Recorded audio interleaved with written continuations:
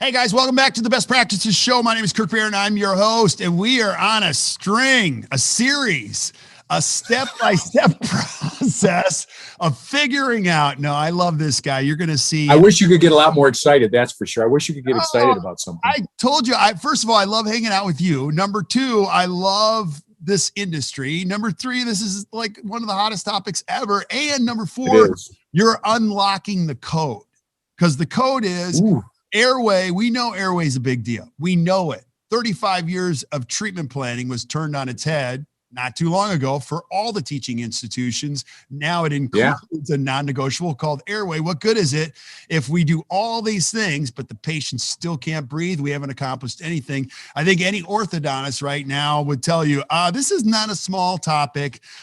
Changing palates and getting kids to breathe is very important to our future. And if you go to any middle school or elementary school and talk to the teachers about some of the challenges that kids have and not being able to focus and think during school. Sure. We're on the cusp of something that's very important. And I think the important thing to say here, Mark, is that dentists have the ability to change the world. I don't think there's a lot of medical professionals that understand how important this is. And if you're a dentist and you're in your 30s, you know you have the ability to change people's lives if you understand this concept. So Mark, today we're going to be talking about the treatment. Now, if you're showing up here for the first time and you're in the middle of this is part of a series that Mark is doing for us, which we started first with the basic sleep physiology. Then we went into screening. Then we did testing. And today we're going to be talking about treating, and we're going to do these episodes. So if you've missed any of the episodes, just scroll up or scroll down. You're going to see Mark has put all these together. But Mark, give us a little synopsis about what we're going to be talking about today and how important it is. Yeah, so today we're going to be talking about what arguably is the easiest part of dental sleep medicine, because if we're going to be treating this patient, they've said yes to the treatment. They've already had the sleep test. We screened them in our practice, or they were referred in from somebody else and we screened them. And so we've done what I would call all of the challenging behavioral parts. We've closed them into a sleep test. They've gotten the sleep test back. We've had a consultation. We've closed them into an oral appliance. So now here's the appointment where they're going to be coming in and we're going to be treating them. So now it's like, what are the kinds of things we have to be thinking about to treat this patient effectively and efficiently? And the answer is really easy, because dental sleep medicine clinically is a lot easier to do than most of the other things we do in dentistry. Far easier than preparations, veneers, a lot easier than delivering a bite splint and chasing dots all around the place. So the technical components of the dentistry are so much easier. It's still always tough because sometimes we don't get a positive result. 75% of the time, we're going to win. 25% of the time, we're going to lose. The patient's not going to be treatable with an oral appliance, but we have to try. And we don't give them their money back if it doesn't work. It's a medical procedure. And in medicine, we did the surgery, that didn't work. Now we're going to try radiation. We set the bone, it didn't heal properly. We're going to go back in and do it again. You get charged for both of those procedures. So you don't have to worry about that. You get to treat these patients with the best of intentions, and you want to make sure that you have the conversations with them. So maybe that's a little bit of it. You still want to have a conversation about setting the expectations at 75%, maybe 90% for mild and 80% for moderate and 50% for severe. But the treatment itself, the steps we go through, that part's easy. You're going to like that part. This will be the one too where dentists, if they're struggling with the conversations, they're going to go, this is the part I like. I'm working in that little 4-inch circle called the mouth. Woo-hoo. Yeah. And that's the piece I'm going to really go into today. So I'm going to take the vantage point of a dentist who's listening home. Mark, I got my game card at home. I've been following. I actually listened to the episode on sleep physiology, screening, testing. I'm putting together my notes and my checklist right now. So connect the dots for me from the last episode. Okay, so I've got this test. I now am figuring out how I'm going to do this in my office. I listened to you on what to look for in these results. I've talked to the patient. Take me from the conversation of the patient that you are at risk for this to where do I go next? What's my next step? So if you mean at risk, that means they still need a test, right? So do you want me to go back through that part of the process? No, we've already got the test. There's evidence. So now the patients come back. I've had the consultation with the patient. They've got a positive test result for mild or moderate obstructive sleep apnea. We'll keep this simple. And I say to them, so really, we're ready to get started. The next thing we need to do is to get you in for an appointment where I can do a little bit of an examination, take some upper and lower models, impressions of your teeth, and then we'll measure your bite relationship and find the right spot to put your jaw so that we can start treating you and see if we can get you to sleep better at night by getting you better air. Love it. And the patient says, fantastic, let's go. Once in a while, they say, what does this cost? And we say, well, it's actually covered under your medical insurance, if you recall, like your sleep test was. And they'll go, okay. Once in a while, they ask again, and we say, well, the good news is you have, Kirk, you have Blue Cross insurance or whatever it might be. You have Aetna or Cigna. You have a UAP, whatever it is. It doesn't matter. You have this insurance. And the good news is their maximum allowable procedure for this cost is X number of dollars, $24.56 for Blue Cross. So that's the most that it can cost you out of pocket. Patients hear that as a third party saying it's a fair fee. So we do not get much pushback once the patient's been diagnosed because we've set the stage. We've given them clarity that they're going to move forward, presumptive close again, clarity that they're going to move forward because positive test result meant they do have the serious disease. They know it's serious, it's life-threatening. It's a slow killer. It shortens our lifespan, higher risk for long list of diseases, 23 times more likely to have a heart attack, 4 times more likely to have a stroke, 5 times more likely to die of COVID. We've got all that stuff pigged into their brain. So they're like, when can we get started? Most patients don't dwell. See, we're dentists. We dwell on the patient who's focused on the money, or we dwell on this one outlier and we build systems for that. Don't do that. Don't do that. Build systems for the 80% that are moving forward and just run with those 80% and tell the other 20%, I can't fix you. I can't fix that. That's not my fault.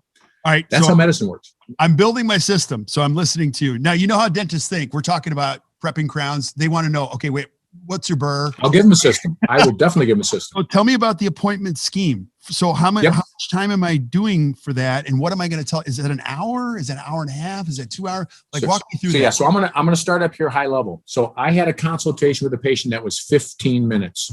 Okay. And now we're going to get started. So I've got 15 minutes invested. They come in for their first appointment. I'm going to do an exam, impressions, and a bite relationship. Okay. That will not take an hour. But let's say it takes an hour. So now I'm in an hour and 15 minutes. Right. The next appointment they come back in, I'm going to deliver their device and I'm going to deliver their morning occlusal guide or morning aligner or whatever you want to call it, or I'll make them a couple. I'll schedule 30 minutes. It will not take 30 minutes, but let's pretend it does. Right. Now I'm at an hour 45. They come back 3 weeks later and I give them a pulse oximeter because they think they've got their jaw in the right position. They've been advancing it and we've talked about what to do. And so I have them come in, I give them the pulse oximeter, they drop it back off a couple of days later and I read it and talk to them on the phone again. So that takes 5 minutes. It takes 3 minutes, but let's pretend it takes 15 minutes. It doesn't. If I add all that time up, maybe I've got 2 hours, but you won't. Maybe I've got 2 hours invested in this patient. And I just told you my Blue Cross fee is $24.56. There isn't anything else in your practice that you're billing out at $1,100 and $25 an hour. There just isn't. And so from a productive capability standpoint, that makes great sense. From a saving lives standpoint, it makes great sense. Now you still have to pay your lab bill like you would with Crown and Bridge or anything else like that. But the net on that is going to be one of the most productive things, probably 2.5 to 3 times more productive than the $300 or $400 an hour dentistry that you're generating as a practice. So if we're looking at how much time am I going to invest? Oh, wait a minute, I still got to write up my SOAP notes. Well, you're paying for some software. I still got to worry about the billing. Oh, no, you have a third-party company that's going to do that. We'll talk about that in the next episode. So what about these SOAP notes? Well, the software has your assistants ticking off the boxes while you're talking, and it puts together paragraphs and letters all automatically. The software is generating these tremendously cool-looking things that looks like you wrote them each time. 45-year-old male presented for evaluation of obstructive sleep apnea, paragraphs, all from these tick boxes. So 2 hours max. Okay, I stay with me on these questions because I have in my brain. Are you pre-appointing all of the appointments or are you doing them one at a time? So when you say 3, you got possibly 3 appointments or most likely 3 appointments. And you sound like a dentist. You're asking a dentist question here. I love it. Well, you know how this works. They got to know, like, they need to know, like, all of the, what's the viscosity? Like, where's the research? Mhm. Like, you know how this works. Totally. So we do. That's what makes us happy. That's what makes us work. So I do not pre-appoint those. So the patient comes in for the first appointment. When they leave from that first appointment, they do not leave without the next appointment. That much is sure. Everybody leaves with an appointment. Good. And so when they're in for their impressions and bite, they leave with their delivery appointment set up. And it's based on the turnaround time I use mostly Presonus devices for obvious reasons. I pay the same everybody else does, by the way. But I use mostly their devices, and they're 7 days manufacturing time. By the time there's a little shipping, it's probably just over 2 weeks. So we usually schedule them 3 weeks out. And then we don't have to keep, just like a crown would, we'd schedule them 3 weeks out. And then we don't have to keep track of, did the case come back? The case is always back on time. They got tremendous systems for that. So we schedule them 3 weeks later. They come in for that. We do their delivery. We schedule their 3 weeks for the morning occlusion, or for the pulse oximeter. And usually within 3 weeks, they've titrated themselves to the right position. If not, then they still come in, and we usually give them the pulse oximeter, and we talk about what they can do to get to the right position, and then use the pulse oximeter and drop it back off. So it's pretty regimented, and then we make them a 6-month follow-up, and then a 1-year follow-up. Okay. All right. And then take me through your decision tree. When we're talking treatment, like device selection types, like what are some of your protocols for how you see it? So I made my first oral appliance 30 years ago, teaching with Keith Thornton at the Pankey Institute. Keith Thornton, his name begins with the letter T, is the T in the TAP appliance. And so he has been a pioneer, a genius, savant, smart guy. He's incredible. It's fun to be around. And he's been truly so innovative in dental sleep medicine. But the first devices we made 30 years ago weren't very pretty. It looked like an upper impression tray that we made, a custom acrylic impression tray with a handle sticking down like this out of the palate. And then on the lower, there was a flat plane, a kind of a horseshoe flat plane, and it was all flat. And this handle would come down and hit on this flat piece. And when you pushed your mandible forward, this thing could drop down behind. So it became this anti-retrusion ramp that came out of the maxilla and landed on this flat line. And until you stuck your jaw forward, you couldn't close. Horrible looking. But they kind of worked because we advanced the mandible. We held it in that position. Some people's jaws got jacked up. Their muscles were sore. It reefed on their teeth a little bit. Fast forward to today, that same design, an anterior hook grabbing onto the device, is what the TAP appliance still looks like. And it's still a viable alternative out there on the list of 140 or 150 devices that are FDA approved. So oral appliances are not like bite splints. Bite splints are a class 1 medical device. You can make that in your practice. You can order that up from any dental laboratory. Oral appliances are class 2 medical devices, and they have to be made by an approved type 2 medical device manufacturer. And that can be relicensed. So somebody like Keith Thornton's company can relicense people to make taps. So you'll find dental laboratories that make a tap, or they make other kinds of devices. Some of those devices, they don't actually make. They just send the scans in, the manufacturer makes them, sends them back to the laboratory, and they give them to you. But that's okay. That's how it works, because some of those things are pretty high-tech made and things like that. Right. At Presonus, we make our own devices. So we're direct to dentist, medical device manufacturer. And we don't do other lab work. So we don't make bite splants. We don't make crowns or partials, anything like that. We are strictly a 100% medical device manufacturer. When you think about medical device manufacturing, you think of this crude thing I was talking about. Horrible, horrible. And then somebody got the idea, which was brilliant. We could put like blocks of acrylic on the side, and that would hold the appliance together. And so they made these monoblock devices, and they would be locked together. So you had an upper and lower, and you'd be in it in this forward position, one piece of plastic. And it too worked, but jacked around with things. And then somebody got even smarter, and they looked over at ortho, and they said, hey, you got all these cool little Herbst arms, you got these cool little jack screws. What if we made an upper and a lower device, and we put a block of acrylic on the upper and a block of acrylic on the lower, and on the lower, we attached it to one of these jack screws, and we could turn it, and I could push something forward, and that was attached to the lower jaw. So I could use the upper jaw as a fixed position, and I could push the lower jaw forward with this block of acrylic and a jack screw. Or I could put a Herbst arm on the top and the bottom like this, and so there's this tube, and you turn the tube just like a telescoping arm, and the telescope pushes the mandible forward. So we took appliances from orthodontics, devices and parts and pieces from orthodontics, and we made them into cooler, adjustable oral appliances. And that was like revolutionary, right? Right. And so now if you said Herbst device, that is the most commonly style of a prescribed device in North America today. Want to know why? Why? Of course you do. It's cheap. It's inexpensive.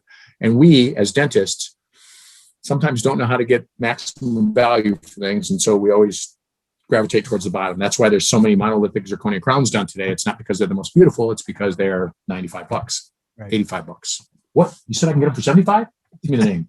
So, wait, pause this thing. Yeah. So Herbst has done quite often. It's inexpensive. Herbst, by the way, is one of the styles that's required by Medicare. Medicare has some funky do rules. We'll talk about that later. So that meets that. So does the tap, by the way.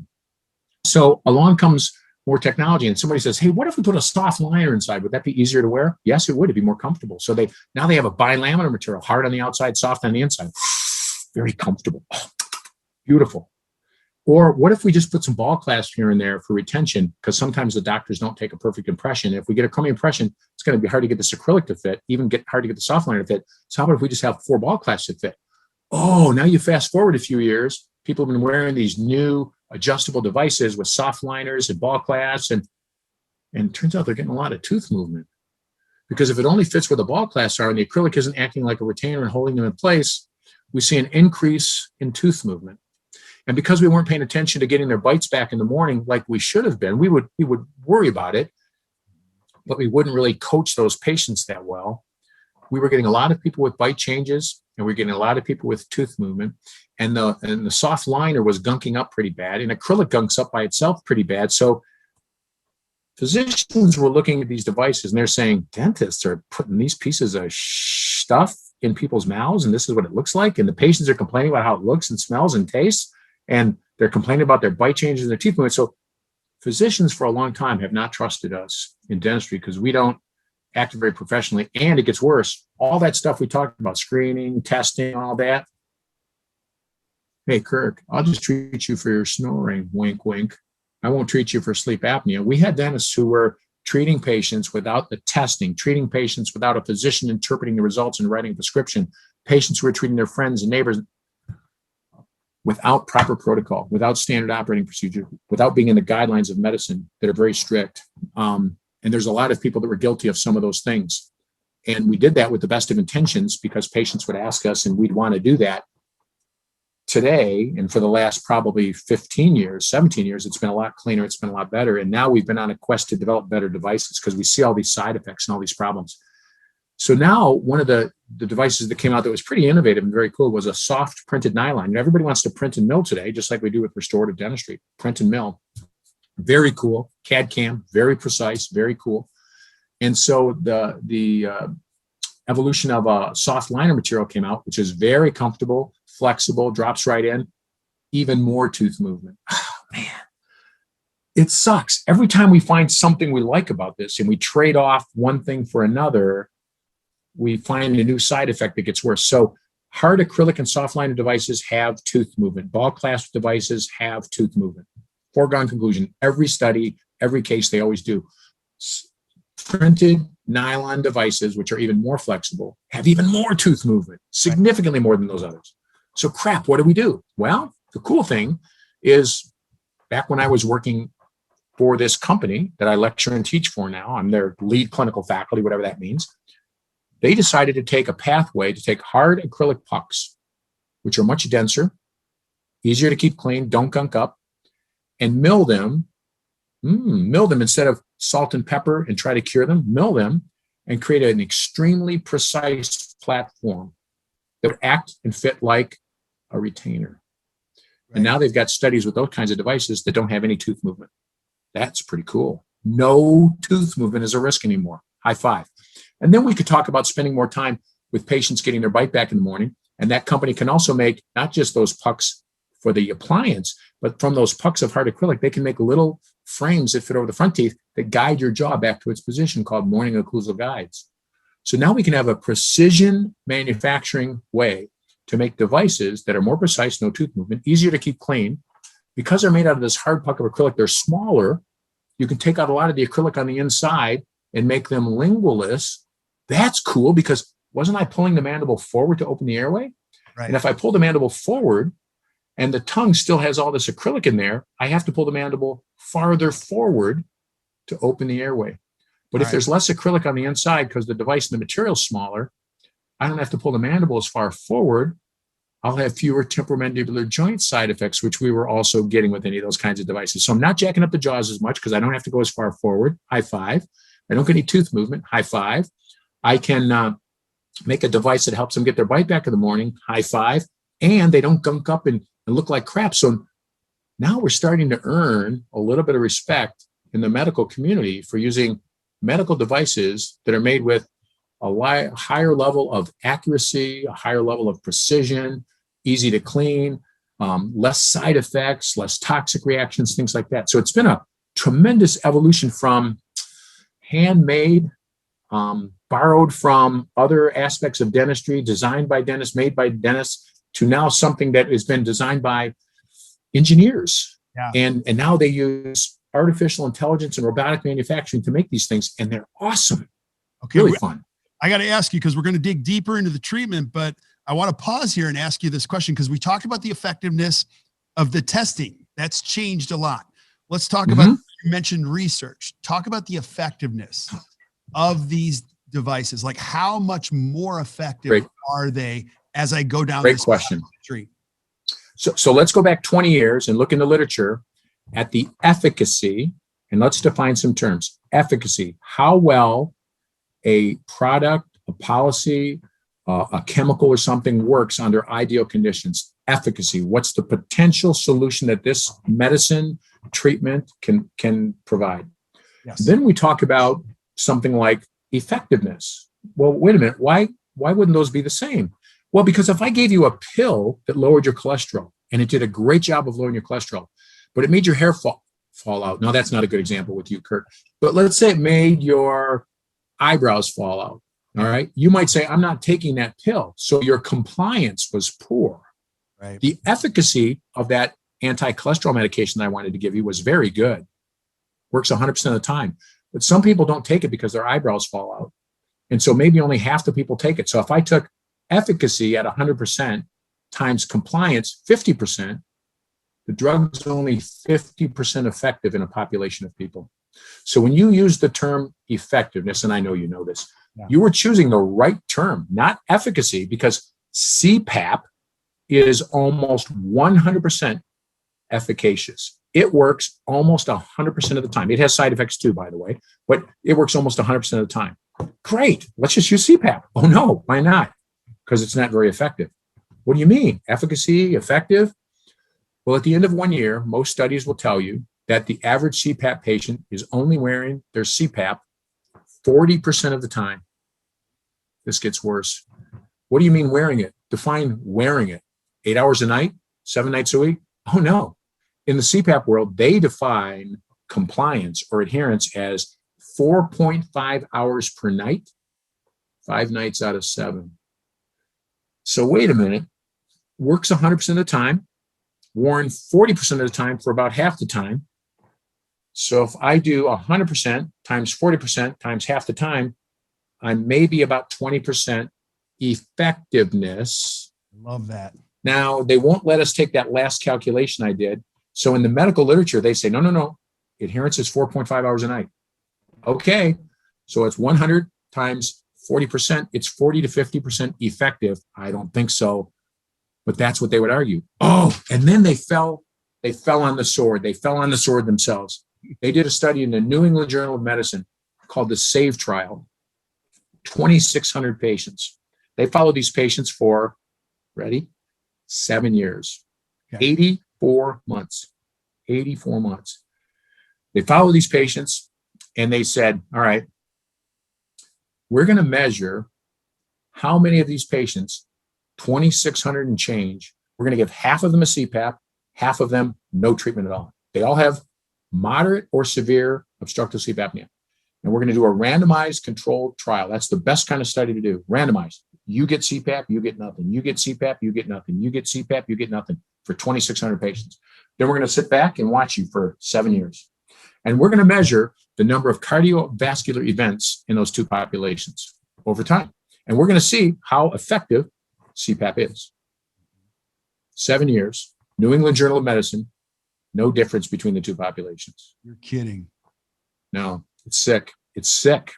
It's called the SAFE trial by McAvoy. You can look it up. It'll be on the slides that go along with this lecture, with this podcast. So what happened was some of those patients wore the CPAP every single night, 7 or 8 hours a night. And those patients for sure had a lower cardiovascular incidence. But in a population of 1,350 patients or so, most of them were wearing it, not at all. Some of them were wearing it 40% of the time, 4.5 hours a night. And how much effect did it have on reducing the disease? None statistically. Were there patients in the study that it helped? Of course there were. But as a population, as a therapeutic design for a study, no statistical difference between the two populations. That's horrible.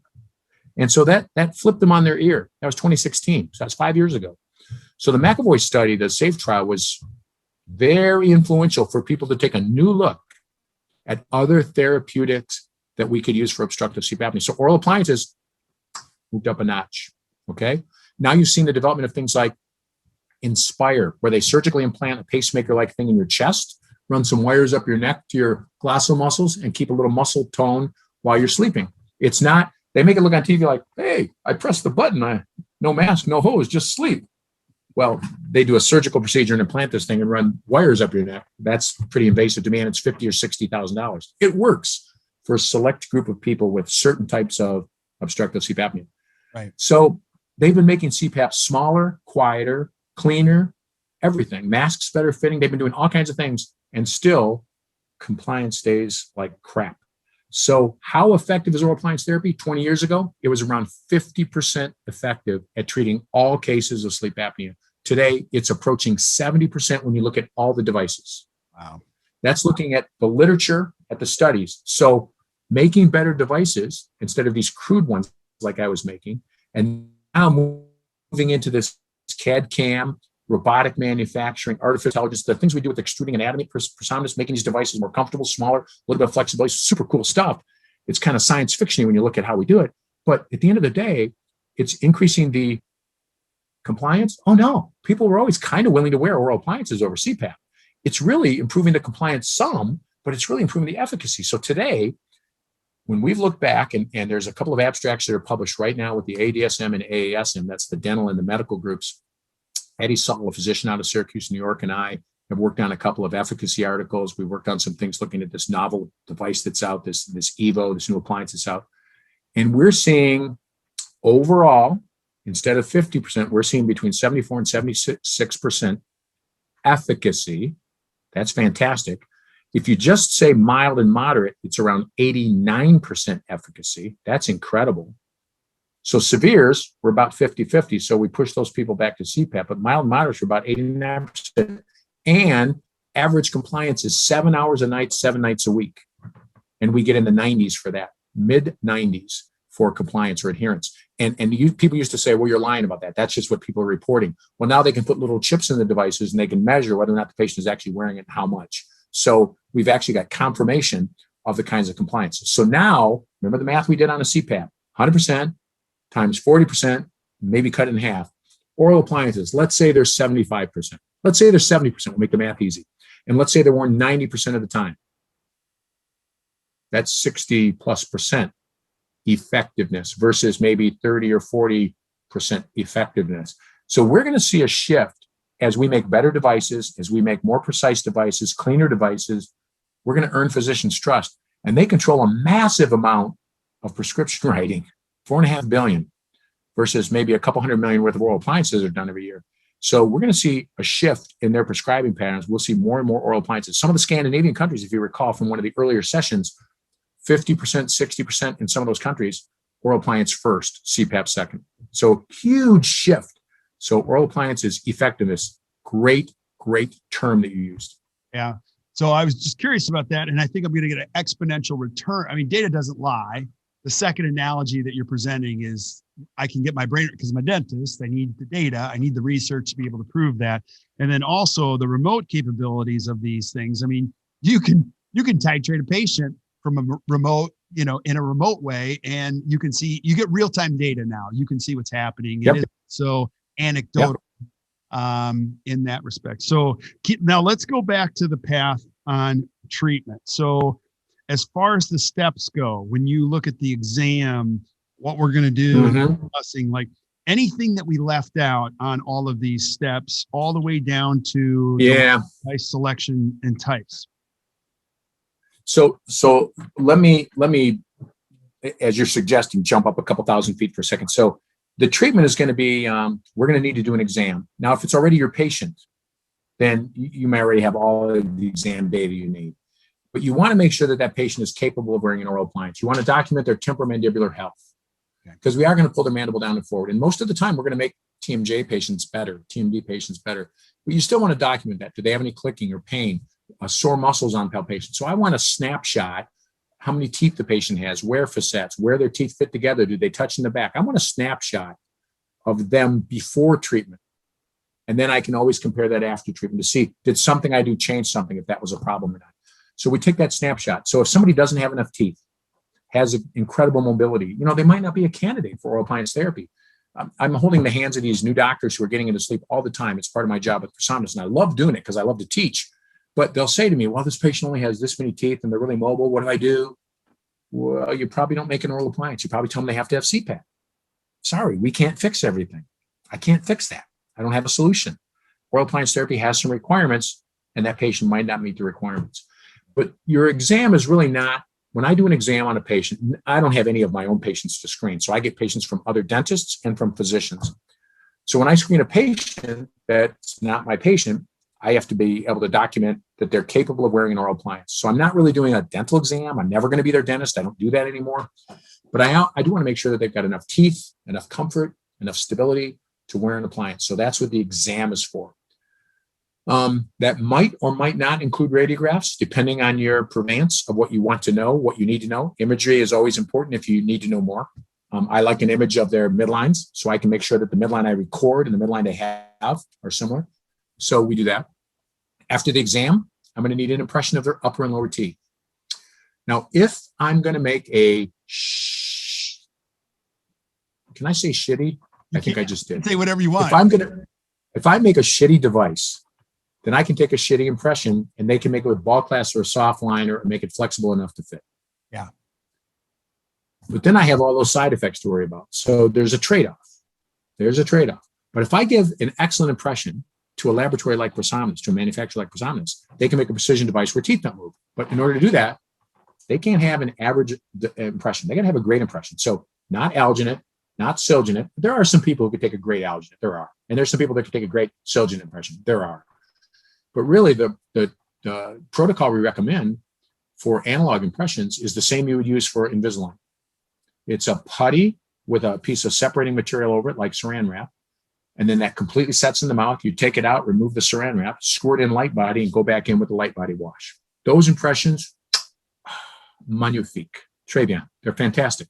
And there's so much detail there that we can make a precision device that fits in beautifully, has excellent retention, doesn't need any accessory things for retention, and fits like a retainer. So if we're willing to invest a few more minutes up front, we can use a device that's more accurate and prevents side effects down the road, prevents intervention, less breakage, all of that kind of stuff down the road. So it will pay dividends down the road to invest those few extra minutes in taking a better impression. If I'm scanning, we scan now. We don't take analog impressions. When I took analog impressions, I did every single one of them just like I described. Putty wash, every time. Now I scan. I've got a Medit scanner, and we go in there, and in a minute and a half or so, a little faster than it used to be with the other technique. It's kind of cool. We scan the upper, we scan the lower, high five, we scan the bite, all good. That gets sent off digitally. I like scanning for a couple of reasons. Patients think it's super cool. It's probably a little faster than regular impressions. I think in the long run, it'll prove out less expensive because I'm doing full arch impressions. I'm not sure that that always works out beautifully when it's quadrant impressions or triple trays or dual arch trays, but about 23 or 24% of the dentists today have scanning capabilities in their practices. It's been a slow adoption, even though we were talking earlier about Sirona and Dentsply and their 27.5 and their 30 meeting. Now it should be 35, I guess. And that's 30 years to get to 25%. That's crazy. At ProSomnus, 82% of all the cases that come into us are digital. See, that blows my mind because I got my start here in Milwaukee in a lab. I remember the volume polysiloxane and tray. I remember the lab tech screaming, "You're kidding. I got to make teeth out of this." Now, anyone that's made the traverse over to digital is like, well, that's a no-brainer because the accuracy is scary. Now, I would say this. So good. Sometimes dentists get in their own heads, but as a patient who has been through and is currently in Invisalign, just go do yourself a favor. Go get an impression from a dentist you respect. Just ask yourself, how's this working out? Like, how's this feel? And then get scanned. And then get scanned. Go get scanned. And just go, I don't know, like, was there, like, from a patient perspective, which one did I enjoy and which one? I don't know. Like, I got one experience here and I got one, just compare the two. And if you can't see the benefit of the second one, there's something not working here, And Kirk, not to get on a tangent on scanners, it's not my point here, but when scanners first came out, they were very expensive. Right. And then like everything else that came down, they didn't. I don't get it. Scanners have stayed super expensive. They're $30,000 or $40,000. Right. We have a Medit scanner. I mentioned Medit. It's a Korean company that came out. They've got a very capable scanner. And it's not even $20,000.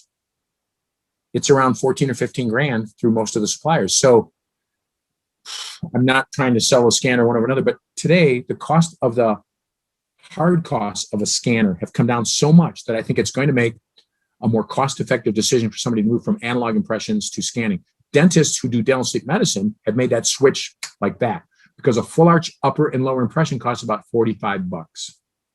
$45. Not a little triple tray for one crown and a couple teeth. $45, and that's not counting the time. And let's not, you're not even counting the training on that. You just don't hand that to an assistant and say, go at it. Like, they got to know how to do that really well. Right. Absolutely. So a $45 impression, that's a big deal. If I'm taking a putty wash for dental sleep medicine, it's 2.5 minutes to set to maybe 3 minutes to be safe. So 3 minutes, then 3 minutes of light body, that's 6. Then you do the same on the bottom, that's 12.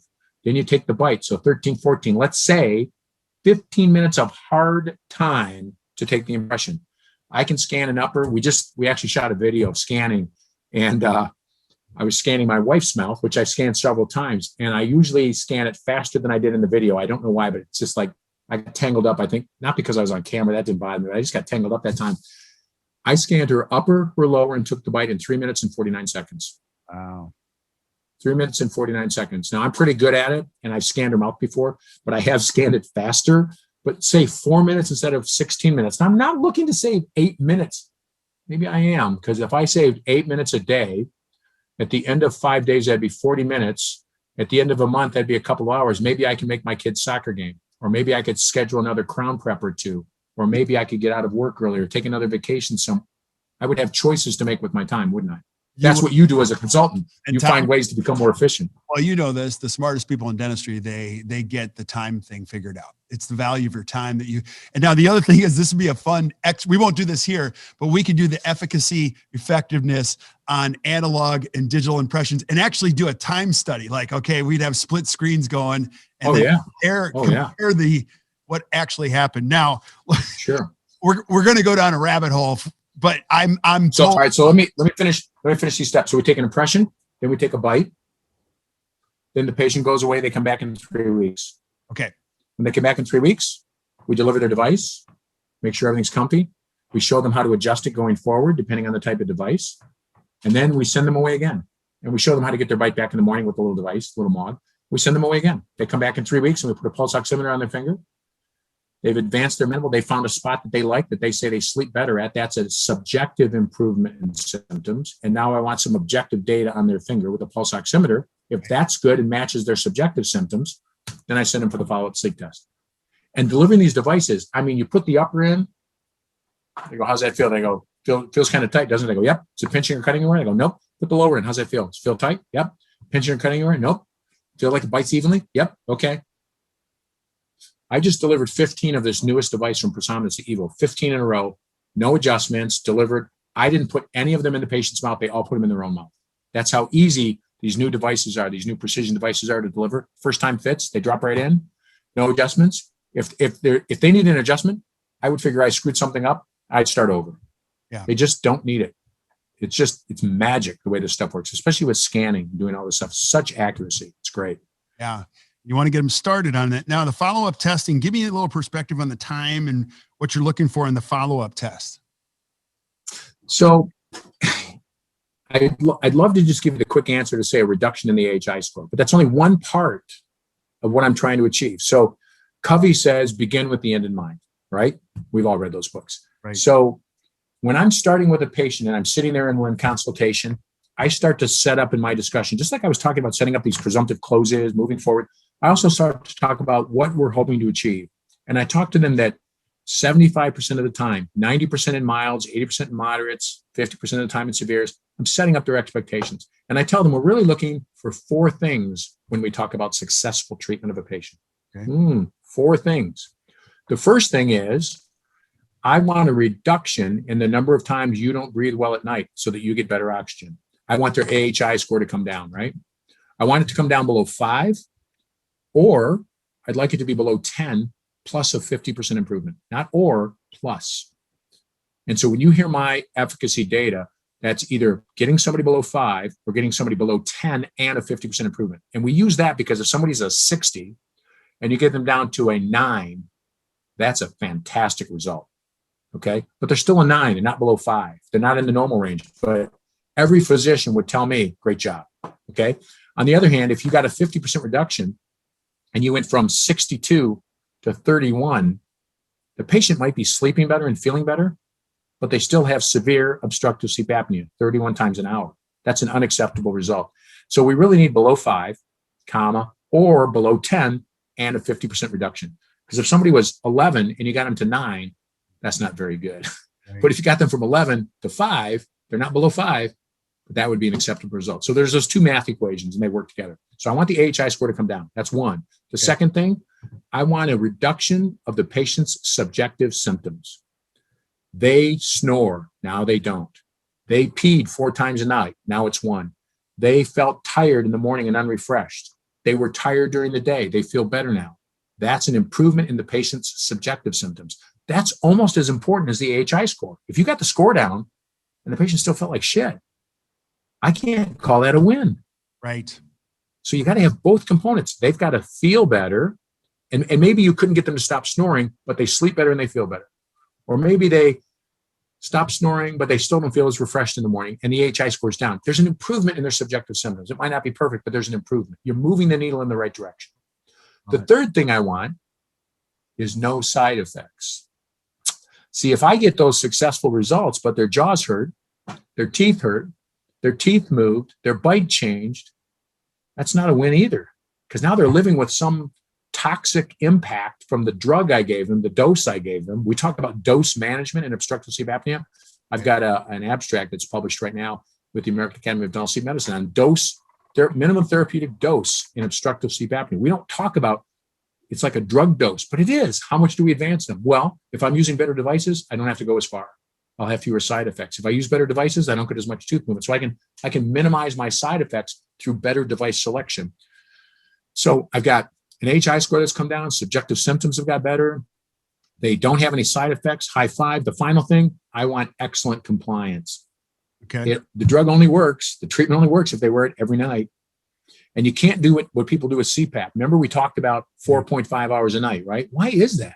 Well, because people go to bed and while they're awake, they're diligent about putting their mask on and they fall asleep. Right. And they fall asleep at 9 o'clock. And at 12:30, they had to get up to go pee. They take their mask off to go pee. They don't put it back on when they go back to bed. Okay. I got to ask. The worst. Oh, go ahead. Here's one more thing. Here's the worst part about that. What? First part of the night, if you remember our discussions, more deep sleep. Second part of the night, more REM sleep. Yes. REM sleep, usually a higher AHI score. So we learned efficacy, we learned compliance, we learned effectiveness. You could say mean disease alleviation for effectiveness. Now we could talk about what's their AHI score after treatment. 0 the first part of the night, but very high the second part of the night. Combine that and we could talk about what's called the SARA index in medicine, the sleep adjusted residual AHI score. Sleep adjusted residual AHI score. They wore the CPAP 4.5 hours a night. Okay. The other 3.5 hours, they had a score of 60 per hour. We average that out. They still have an AHI of 22.5 or something like that. Okay. It's just math. Isn't that crazy? That is crazy. Now, let me just be devil's advocate. I'm a patient. You're treating. We're checking the boxes. I love your 4. We're looking for 4 indicators. Is this a weighted score? Are there things, let's say I only check, let's say we get through 1, 2, but like 3 and 4 aren't working for me. Take me through your thought processes. Yeah. Okay. So each box is going to be looked at separately. The AHI score, we have to get a therapeutic enough result to warrant continuation of treatment. Now, let me explain that. If you started with a score of 64 and I got you down to 32, you're not treated. You're still going to die prematurely. You still have severe sleep apnea. And I can't in good conscience think that you're going to be comfortable being in treatment. I need to push you back towards CPAP. What happens if you won't wear CPAP? You won't, you refuse, and you won't get surgery done. Then that might be the best therapeutic outcome for you. So I might be able to check that box. And the physician might be able to say, well, if the patient won't do this and this and this, I can't fix that. This is as good as we're able. Then that box could still get checked. We would never include you in the therapeutic results. When I say 75%, you're in the 25 still. But that might be the best appropriate treatment for you. Subjective symptoms. Ooh, that's a gray scale. That one's easy. That's gray. I'd like to take all of your subjective symptoms away. Sometimes I say to the patient, so you snore, you feel like crap the next day, you wake up multiple times a night. If we could just fix one of those things, which would be most important? I'm trying to hang my hat on one, right? Sometimes I ask that question, but really I tell them, I hope to be able to improve all of those symptoms, but sometimes we don't. Sometimes we get your score down and you still snore. Sometimes we get your score down and you still get up and go pee a couple times. But as long as we make an improvement in that, we're moving in the right direction, I'll feel good. So improvement. Right. If you peed 4 times a night, now it's 2, that's good. If you snored loudly and now you snore little, that's good. So they're all gray. That's an easy gray scale improvement. Well, no side effects. How about this? To check the box, it has to be no side effects, comma, that cause the discontinuation of treatment. If your jaws hurt or your teeth hurt, and therefore you won't wear the device, it's not successful treatment. Right. But if you say, I just had a patient with dementia who reports to her husband, who then reports to me. She says she wakes up in the morning and her teeth feel kind of sore in her mouth a little bit, but she doesn't complain about it all during the day. I go, she only complains about it when she takes the device out? Yeah. And she puts the device back in the next day? Yeah. We're good. That's a perfectly acceptable minimal side effect. I take the medication and it lowers my cholesterol, but it does upset my stomach a little bit. So I try to take it with food, but usually in the morning after I take that, I've got a little bit of a stomach upset, but it's not horrible. Right. Okay. I can live with that. So how bad is the toxic effect? How bad is the side effect? As long as it's minimal and small, and I've got some graphs I use with this in some lectures, which are kind of cool. There's a minimum therapeutic dose. When we exceed that, or to get to that dose, we get a toxic effect. There's mild, moderate, and death-causing. So we don't want any of those. So I don't want the side effects to cause discontinuation of treatment. The final one, 7 hours, 7 nights. That's the one we kind of hang our hat on in dental sleep medicine. We should hang our hat on 4.5 hours a night, 7 nights a week or 5 nights a week, like medicine does. I have seen in the literature 6 hours, 7 nights. I've seen that. I'm okay with that. But the idea is then I have to start doing a calculation about the sleep adjusted residual AHI score again. I want that to be the same as their AHI score. I want a patient to wear that the whole night while they're sleeping. I'd like them to also wear it, for example, when they take a nap in the afternoon or anything else like that. That's not necessarily realistic for everybody to do that, but that would be my goal. If you're sleeping, you have this appliance in and your airway's patent. So I need a lower score to be successful, an improvement of some degree in the subjective symptoms, for sure. I'm okay with side effects as long as they don't cause you to stop wearing the device. And then finally, I would kind of hang my hat on almost all of the night, 7 nights a week, 7 hours, 7 nights. Awesome. I love it. And if you wear it every night and you have no side effects and you're sleeping better, but your score is high, that's not successful. Right. So some of them are mutually excludable. Yeah. Gosh, so many good thought processes on here. Anything else? Yeah, it's actually really simple. It's so much simpler than a lot of other things, but man, it's that's why it's so tough. 75%. You know, I would tell you probably 95% of my patients have a subjective improvement in how they sleep with an oral appliance. Right. I don't really know the exact number. I don't ask the questions that way, but I'll bet it's 95%. But only 75% have a low HI score too to go with. Right. Now, again, you and I have never talked about this, but I'm a dentist listening to this. I'm thinking that if I come in and you improve my life a little bit, you give me the breadcrumb. We're talking slice. Eventually, I'm going to be talking loaf with you, like Bob Barkley, who was brilliant, way ahead of his time, always said something like this, and I'm going to totally screw this up. The more you got them periodontally healthy, the more they wanted what you really did, which was the restorative piece. You know, do you find that's true in dental sleep medicine? We might start here, but then we're going to be talking about other things eventually that would improve their overall oral health. Is that true or not true? Yeah, Kirk, that's a great question. And I'd be the wrong person to answer that, to be honest. I'd love to be able to give you an honest answer. I can tell you what I would guess. I would think that it's a natural transition from airway health to airway restorative dentistry and airway prosthodontics and general dental health. I would think that's a natural transition. I do try to encourage patients, because none of these patients are ever going to get treated dentally by me. I don't do any of that. I haven't for a long time. So I'm going to treat them for their airway and then I send them back. But I do always encourage them because some of them have restorative needs. So I'm still encouraging them to get the restorative dentistry done, to get the treatment done, sometimes to phase what we're doing, what they're doing.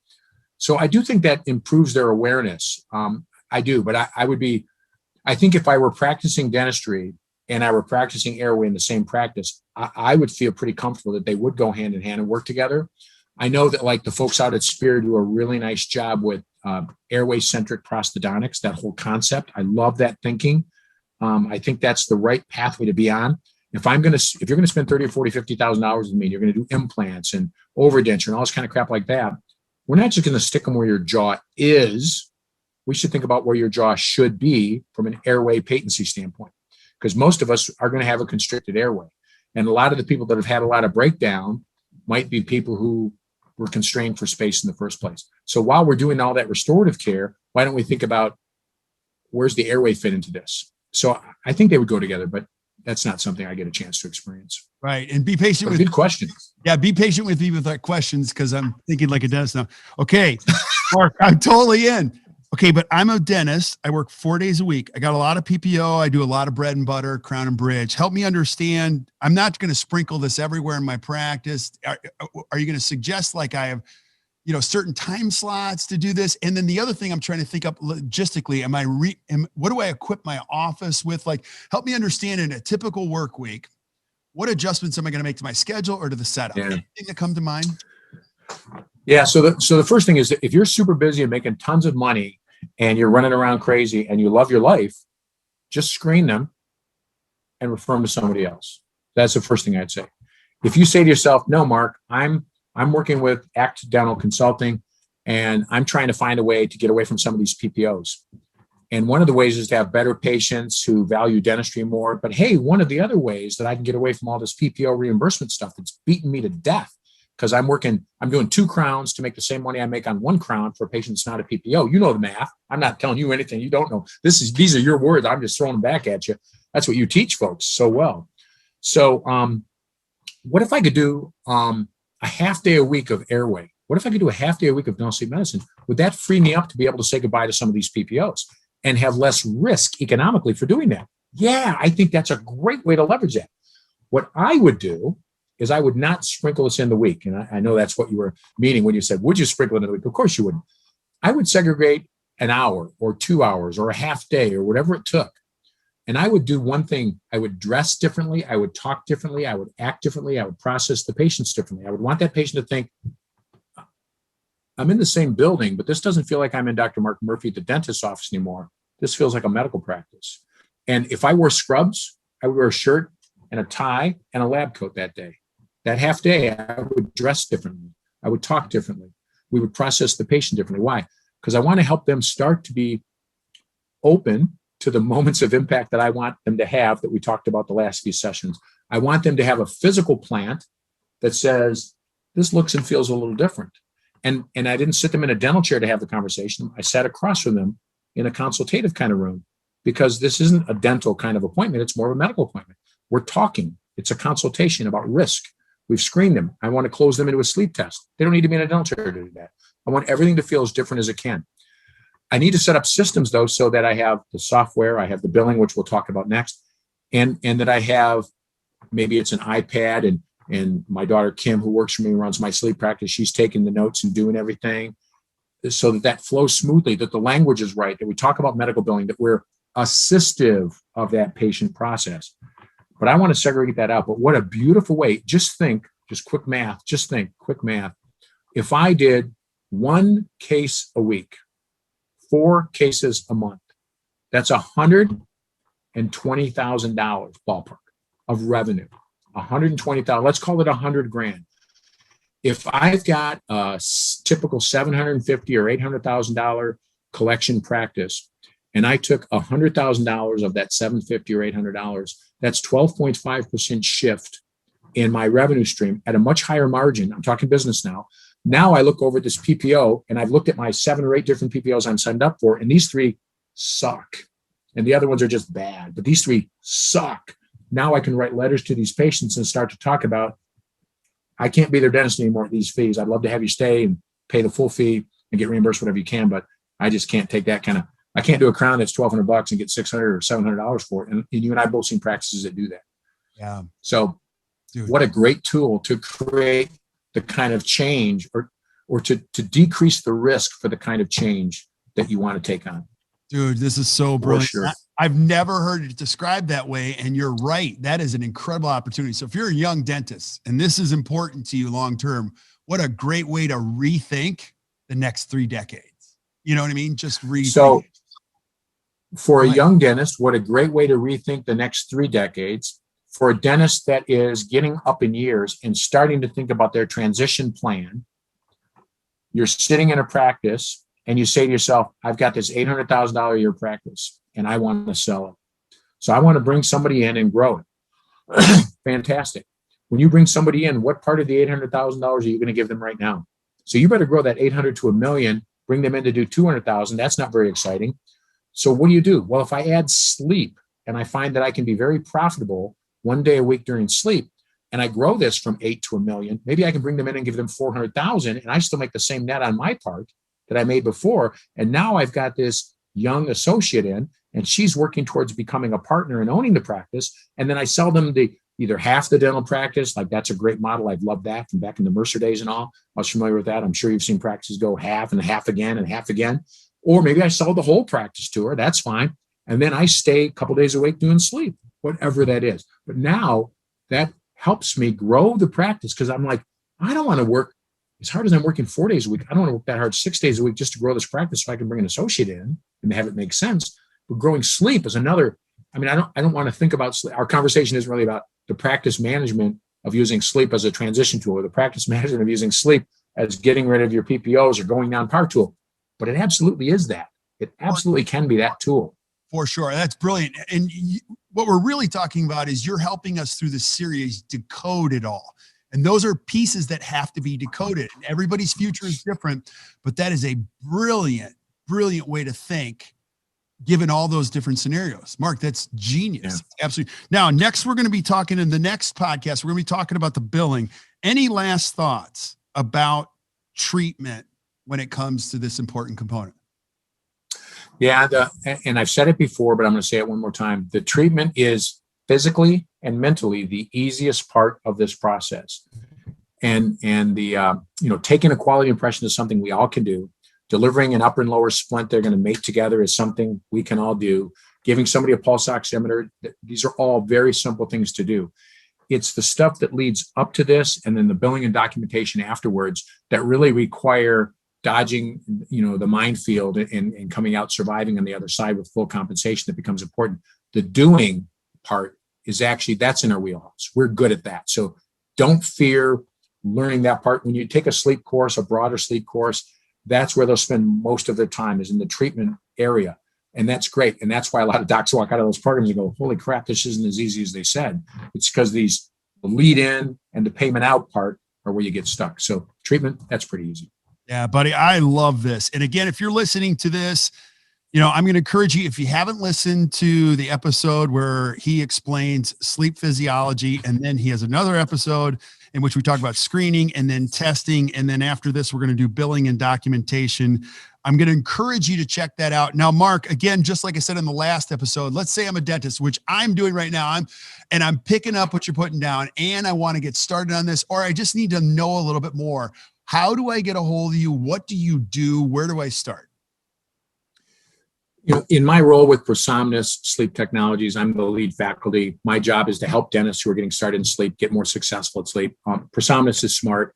They know that if a dentist is working with them and they get busier, they get to sell more devices. So I love being in that role. I love getting to teach and help people be more successful. They're welcome to email me. They can scroll down. You'll see my contact information there. They can just click on that and it'll open up an email, which will be fine. You can reach out to me. I'm happy to help. If you need guidance, we're going to talk about it in the next section. Where can I get more education? What kind of associations should I join? What kind of softwares, companies do I talk to? We're going to talk about all that stuff in the billing and documentation section. So hang on for that one. If you want a little bit more guidance in those arenas, we'll be back with that on the next episode. All right, there he is. Check it out. Reach out to Murph. You're going to love him as much as I do. He's been a great hero mentor of mine. You'll enjoy him. It'll change your life. It's just awesome. So, buddy, I can't thank you enough, brother. This is awesome. So if you're listening to this and you enjoyed it as much as we did, just do us a favor, hit the share button, share it with your friends, tell everybody, because this will not only change their practice, but it'll change people's lives. Check out Mark's great company. Reach out to Mark. And until we see you guys next time, or you listen to us next time, keep watching the Best Practices Show. You guys enjoy the rest of your day.